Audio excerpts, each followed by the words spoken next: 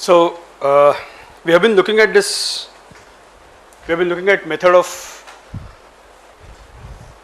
optimization, numerical optimization to solve linear algebraic equations. And what we derived in the last class was the gradient method or the Cauchy method. The gradient method does a search, iterative search in the gradient negative of the gradient direction. And if I summarize this algorithm, this was so we are trying to solve Ax equal to b, and we have this we are assuming that A is symmetric, or A is equal to A transpose, and A is, well, in applied mathematics or in linear algebra, you often write that A is positive definite by saying A greater than 0. Okay, that means A is positive definite.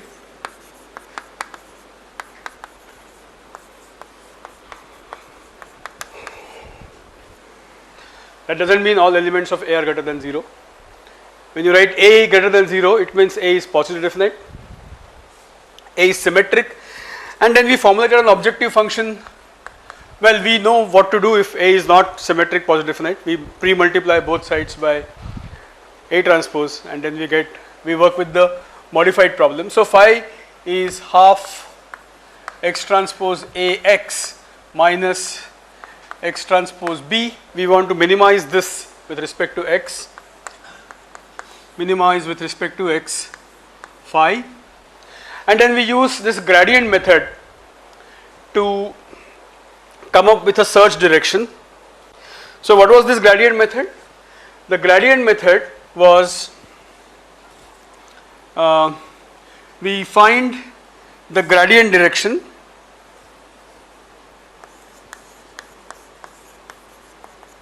so dou phi by dou x is Ax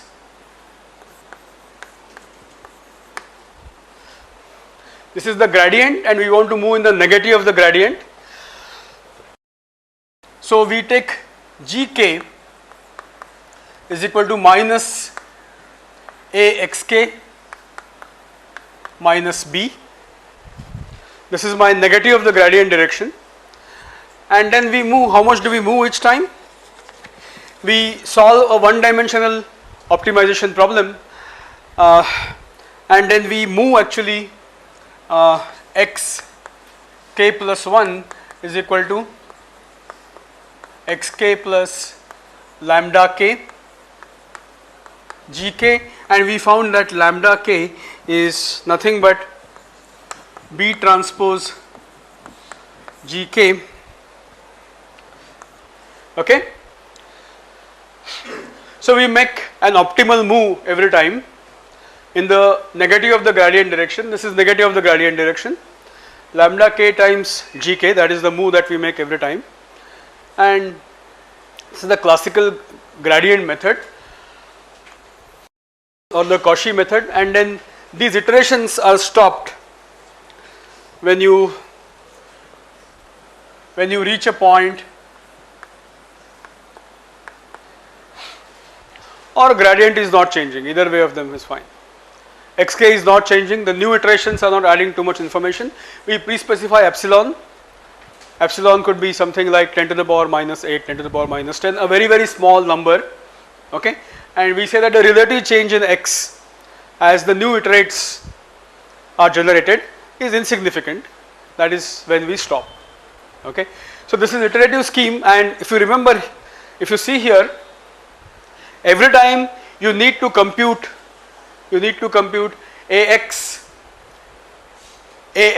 minus Bk. You need to compute Axk minus B. This is the residual. Actually, when you solve this, this Gk will be 0. Gradient direction is 0, which is the necessary condition for optimality for this particular objective function. Okay, so finding the optimum is equivalent to reaching the meeting the necessary condition for optimality, and we satisfy, we terminate based on, even you can terminate based on gk if gk is very very small. Okay, the gradient vector is very very small. Now there is slight modification of this, because this, the problem with this method, it works very well when you are far away from the optimum. When you come close to the optimum, this tends to become very very slow.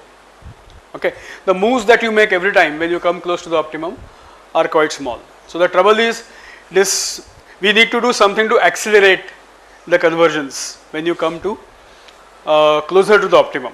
Okay, now what I am saying is not just true for this particular problem, it's in general true that gradient method is one of the very basic methods for doing numerical search or numerical optimization.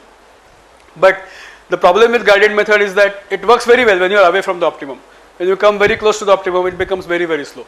So convergence to the optimum is slow. Okay, and we need to do something about it. Okay, so there is a variant which is called as conjugate gradient method.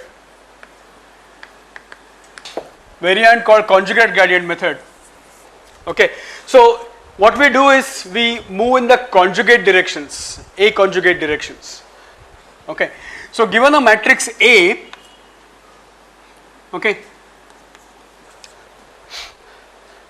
given a matrix A is our matrix, we call see a set of directions S0, S1, let's say that S1, S2, S3 are directions in which we want to move. Okay, these directions are called as A conjugate if this condition is satisfied. If you take two directions k and k minus 1, not any two, k and k minus 1, okay, say new direction and a previous direction, okay, and if this inner product is 0, okay, if this whatever you want to call it, dot product is this 0, which is weighted by A matrix, okay, then these directions are called as A conjugate directions. Okay, and what you can show is that instead of moving along the gradient direction, if you move along the A conjugate directions, then you reach the optimum very very fast. Okay, if you have the notes, there is a small correction. It's on equation 129. So how do you generate these A conjugate directions? Okay, we are going to use this formula, Sk is equal to beta k S k minus 1 plus. So we are going to use the gradient direction. It's not that I am not going to use a gradient direction. Okay, it's a conjugate gradient algorithm. So I am going to use the gradient vector, current gradient vector. But to that I am going to add some correction, which is based on the previous. This is based on the previous, previous direction. Okay, and I kick off this algorithm with S0 is equal to. So what means this means? S0 is equal to 0, which means S1, the first move that I am going to make. Okay, the first move that I am going to make is GK, G1. Okay, the first gradient. Let's say I am starting my iterations at 1. I am taking S0 to be 0. So the first direction is the gradient direction. What will be the subsequent direction? Well, how do I choose this beta k and all that will become clear soon. What is S2? S2 will be beta 2 S1 plus G2, that means gradient at point 2, negative of the gradient at the point 2, sorry, G here is negative of the gradient, we are going to move in the negative of the gradient, we are minimizing, not the gradient direction, G is the negative of the gradient direction. Okay, so G1 is nothing but minus of A x1 minus B, A x1 minus B, okay? Okay, and so on. Okay, I can just go on doing this. So you can see what is this? This is beta 2 G1 plus G2, right? So I am taking a linear combination of the two gradient directions, not just current gradient, not just negative of the current gradient direction, but I am taking a linear combination and so on. So this every iteration I am going to do this. Okay. Now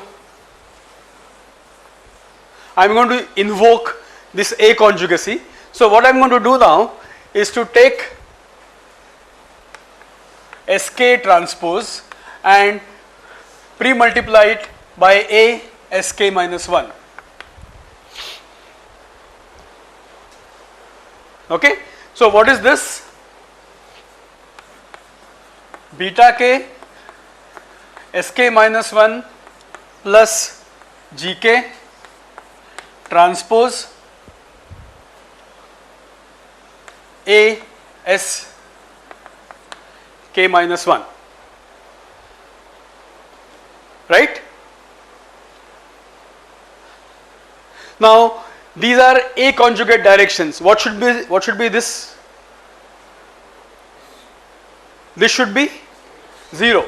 So since these are A conjugate, this left hand side is 0. Okay. So I get, what do I get from here? 0 is equal to beta k S k minus 1 A Sk, Sk minus 1 transpose A Sk. See Sk minus 1, okay, let's put this in the bracket, it will become easier to understand. This is S k minus 1 transpose A S k minus 1, okay, plus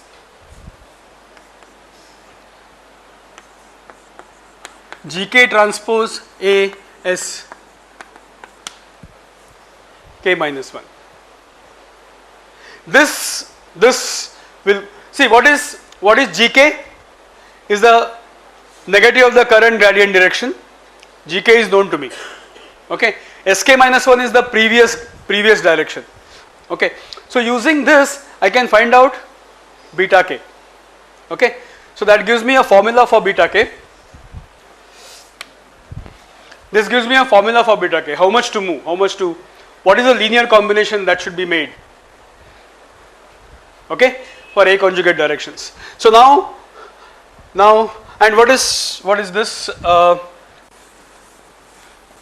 If I write Gk to be minus of A xk minus B, that completes the formula. So I have this Gk, which is given by this. This is how you kick off your iterations, and this is how you compute Bk, beta k. Okay, this is how you combine. Okay, so actually I can combine this and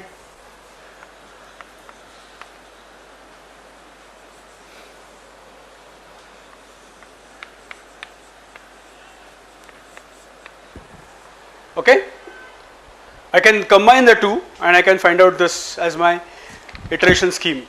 This is a scalar, remember, this is a scalar, so ratio of two scalars. This is the vector direction and this is current negative of the gradient direction. So this is how you combine and see how beta k changes with little bit of algebraic jugglery. What you can show is that I am skipping this, I have given the derivation here, you can just go over it, is that Sk with some algebraic manipulation can be shown to be beta n minus beta 1.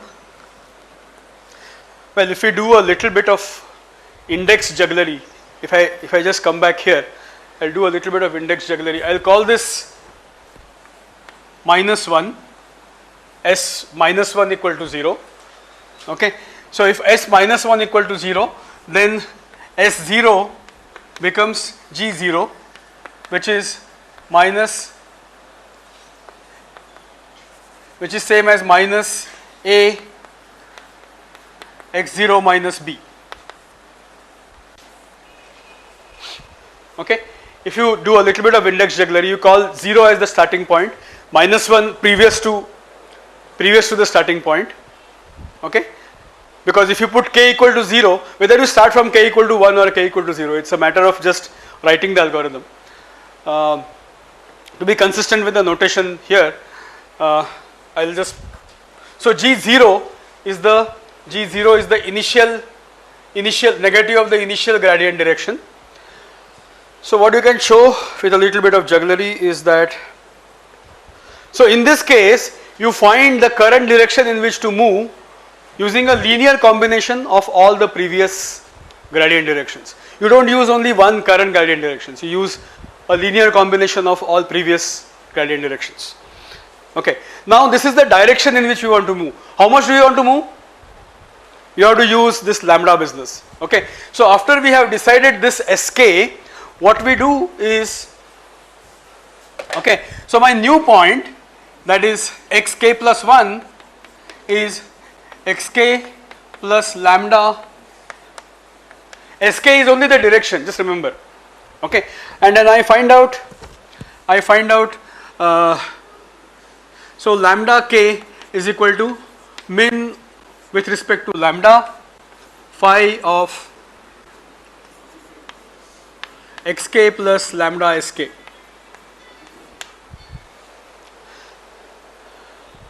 This is equal to min with respect to lambda. Okay. And then this can be solved very, very easily.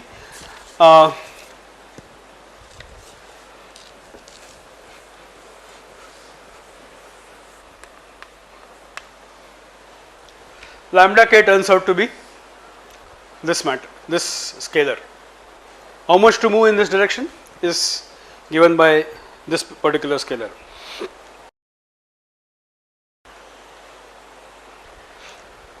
Okay. Now what I can show is that theoretically I can reach the optimum of phi only in n steps. Okay. I have started with this objective function where A is symmetric positive definite. So theoretically you can show that half x transpose Ax minus x transpose B, okay, solution of this can be reached starting from arbitrary initial condition only in n steps. Okay. But of course what happens is there are numerical errors when you compute in a computer, and you cannot practically reach in n steps. On paper you should converge to the solution only in n steps. Very, very powerful method. Okay. Now just look at a matrix which is say 1000 cross 1000. Okay. You are guaranteed to reach very close to the solution in 1000 steps. Okay. Each step only requires one matrix multiplication, right? It requires some matrix multiplications, and you converge to the solution very fast. Okay. So this is actually one of the popular methods for solving linear algebraic equations for large scale systems, and very quickly you can reach the solution. So that is one of the so you can get very close to the reasonably accurate solution you can get very quickly. Yeah.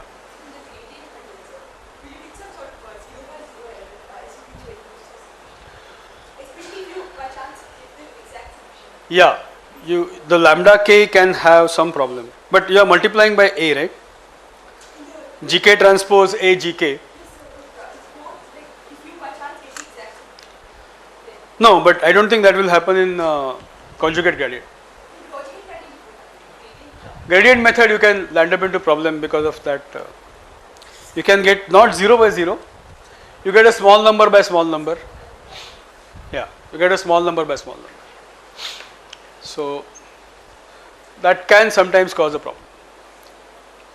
But more problem with in gradient method is not because of that. The difficulty is because it becomes very slow as you come, and this doesn't become slow. This homes down to the solution in n steps, at least theoretically.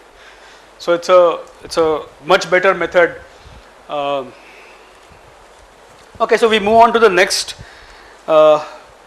thing now. Well, we have talked about different methods of solving Ax equal to b. Let me just take a brief review of what we have done till now. We started looking at direct methods. We had at least taste of what are called as sparse matrix methods. Now we try to exploit number of zeros that are present in the matrix, and then we come up with a way of solving very quickly in less number of multiplications and divisions.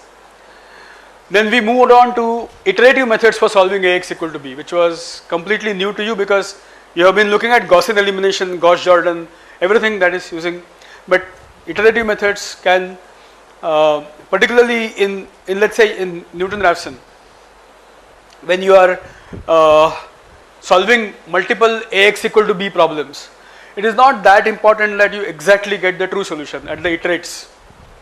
You can very quickly get the solution, approximate solution, very close to the approximate solution using iterative methods. So Jacobi method, Gauss-Seidel method, we had a look at those methods. We also looked at why and how they converge, how to make them converge, and so on. So we related to the eigenvalues.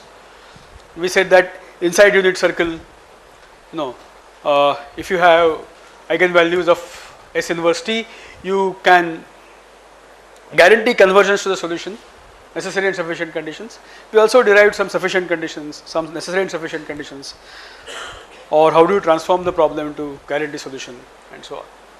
Then we looked at very quickly gradient based methods, optimization based methods. Okay, gradient method and conjugate gradient method.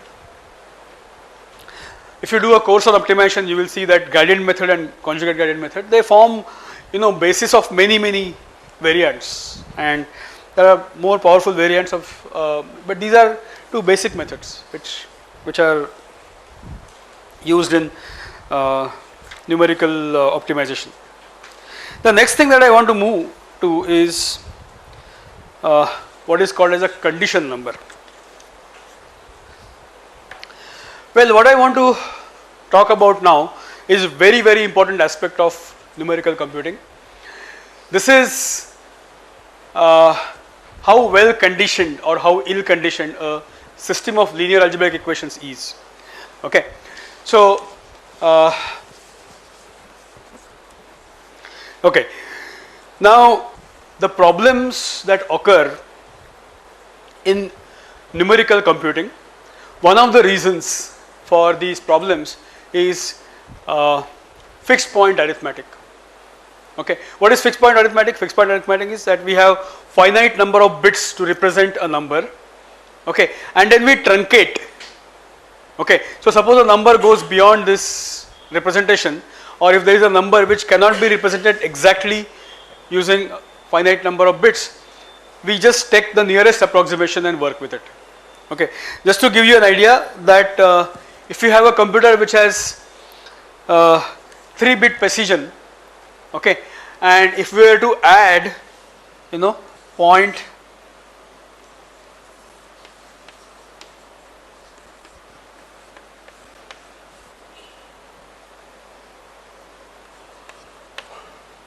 suppose I want to do this addition.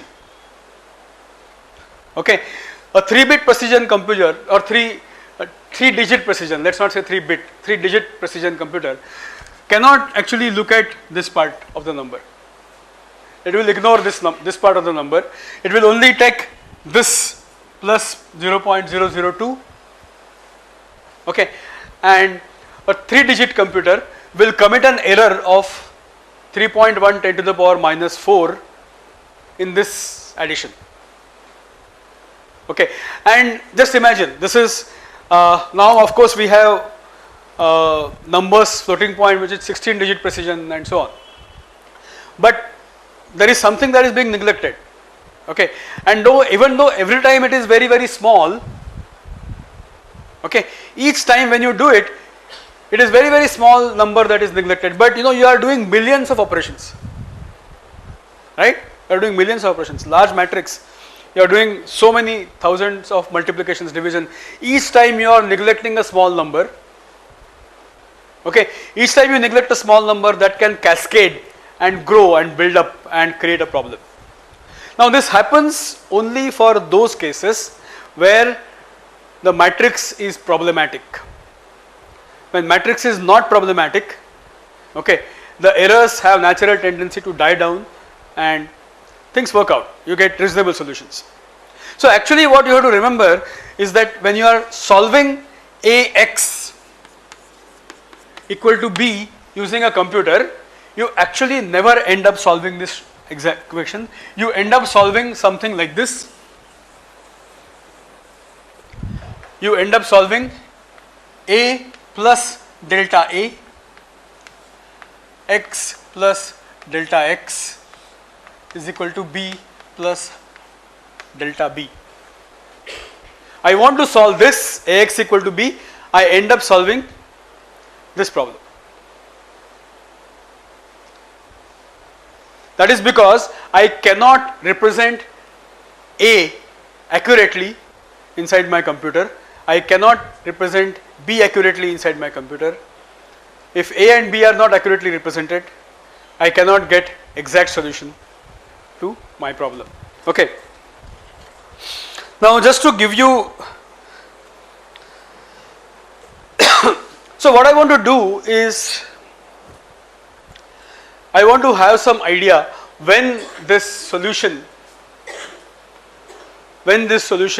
will be far away from what I really want to get. Okay, what are the factors that influence how the solution behaves? First of all, the right hand side B is something which is specified by the person who is using this set of equations, by the user, let's say. So B is not in our hands. Okay, what is fixed about this system of equations is matrix A. Okay, so how the solutions behave, it actually depends upon how A matrix is, or how well conditioned or how ill conditioned A matrix is. So our main culprit, or when things go wrong, is A matrix. How to recognize whether A matrix is good or A matrix is bad?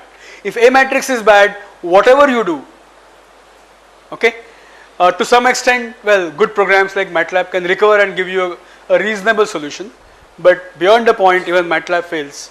And it's not because there's something wrong with MATLAB, it's because there's a problem with the matrix. The matrix is ill conditioned. In iterations, sometimes you may have received a message that this matrix is ill conditioned. The results may not be reliable. So MATLAB does its job. It tells you that there is something going on wrong here. You should know what it means. You should know what the warning means. You should understand and analyze. Okay, so let me give you a a motivation for what is going to happen next. That is condition numbering. I'll need one more lecture to cover this business of condition numbers. But I'm going to give a motivation for this today. Why do I want to look at condition number? Then we'll look at the mathematical details.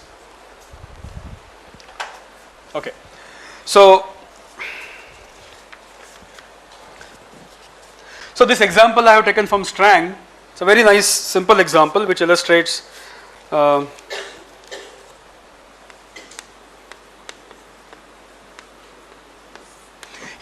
using a very simple example, 2 cross 2 example, Strang has illustrated the point that sometimes the calculations go wrong because you have not done proper ordering of the calculations. If you reorder the calculations, things can be okay. Okay, but sometimes the matrix is bad, whatever you do, there will be problem. Okay. So this system 1 he considers is the simple system.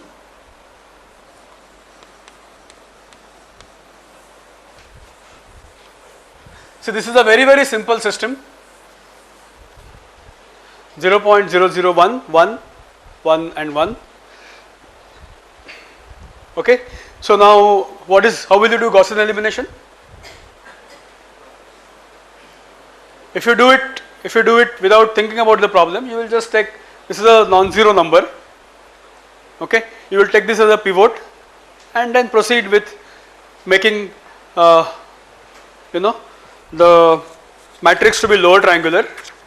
So your next step would be 0.0001 and 1, 0 minus 9999,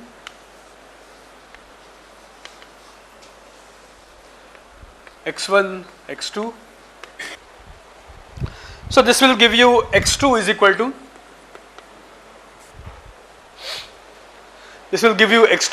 to, this, and then you will back substitute and get x1, right?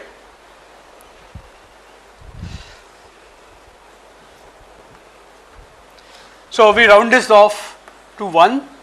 Let's say you have a computer which has finite digit precision, so you round this off to 1. Okay, 0.9999 will get rounded off to 1. If this is rounded off to 1, what is the solution for x1? If this is rounded off to 1, what will happen? x1 will be 0. Okay, this is because of the rounding off error. Okay, this is because of the rounding off error. Now what is the correct way of doing calculations here? Well, I'll do maximal pivoting. You know what is maximal pivoting? In Gaussian elimination, what do you do when you rearrange the rows such that the diagonal elements are maximum. So if I do maximal pivoting, this will be 1, 1, 0.0001, 1, x1, x2 is equal to 2, 1. My modified problem, same system. Okay, I have done maximal pivoting. I have moved this pivot here, 1. Now do Gaussian elimination. Okay, now do Gaussian elimination. So now if I do Gaussian elimination here, I will get 1, 1, 0, 0.9999. Okay, what is x2? Right? What is x1 now?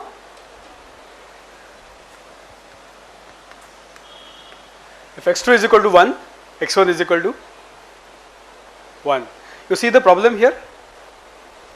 Same system of equations. I reordered the calculations. Once I got solution 0 and 1. Here I got solution 1 and 1. Rounding off. Okay. What mattered here, this is the correct solution. 1, 1 is the correct solution. What mattered was way I ordered my calculations. If I do wrong ordering of my calculations, this particular matrix is not ill-conditioned matrix. It's a well-conditioned matrix. Okay.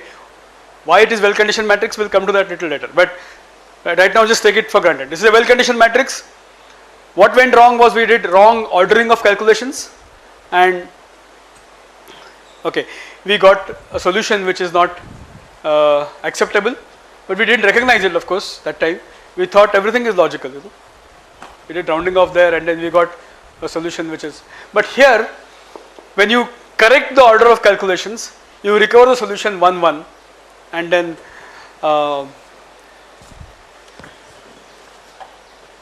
okay. Now let me take another system. Now second system, my system 2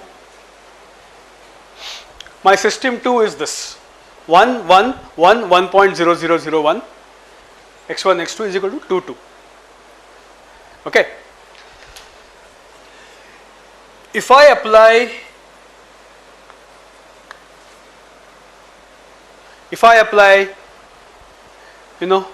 first step in the Gaussian elimination, this will be 0, this will be 0.0001, right? I just did Gaussian elimination 2 times, right? So I just subtracted this row from this row, this from this, I got 0 on this side, right? And then what is the solution? x2 is equal to 0 and x1 is equal to 2.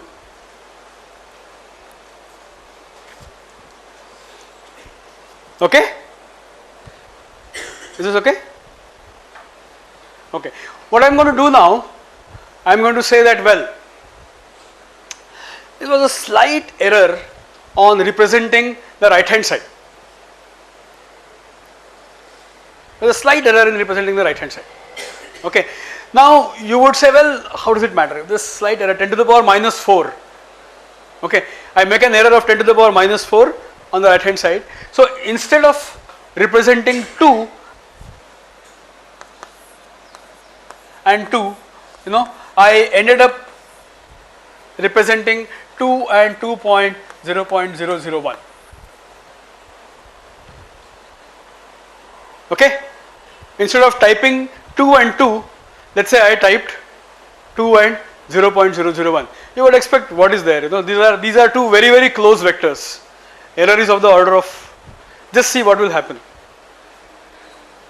If this was instead by mistake, represented as 2.0001,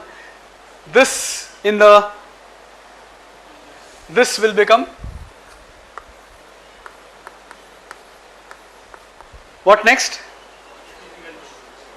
If this happens, my x1 will be equal to 1 because 0.0001 divided by 0.0001.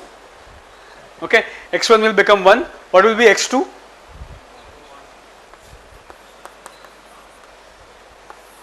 Or the other way around. Suppose this was, 1.9999. It will be, x1 will be minus 1, x2 will be 3. x2 will be 3. So a slight error on the right hand side, slight, 10 to the power minus 4, which you think, looking at these numbers, 10 to the power minus 4, we are working with 1, 1, 1, 2 and all that.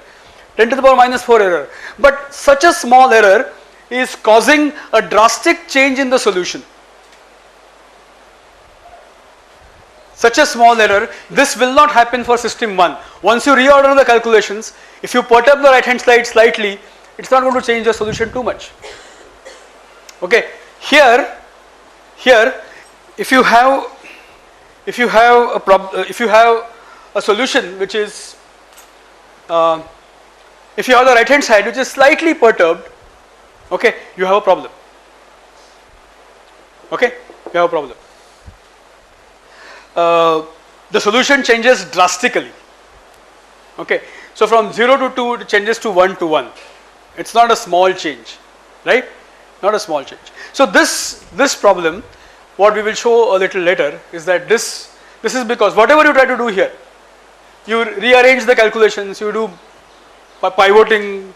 Well, here there is no scope for pivoting. Both pivots are 1, 1. So there is no question of Maxwell pivoting. But here nothing is going to change this problem. There is a slight error in representation on the right hand side. You will get drastically different solution. Okay. So this problem is ill conditioned.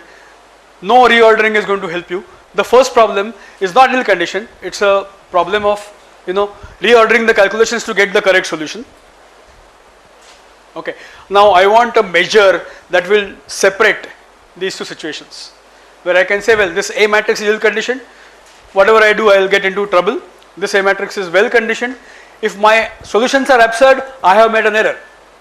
Okay, which is not the case for the second case. Second case, if the solutions are absurd, it's because there is a limitation. We'll continue in the next lecture.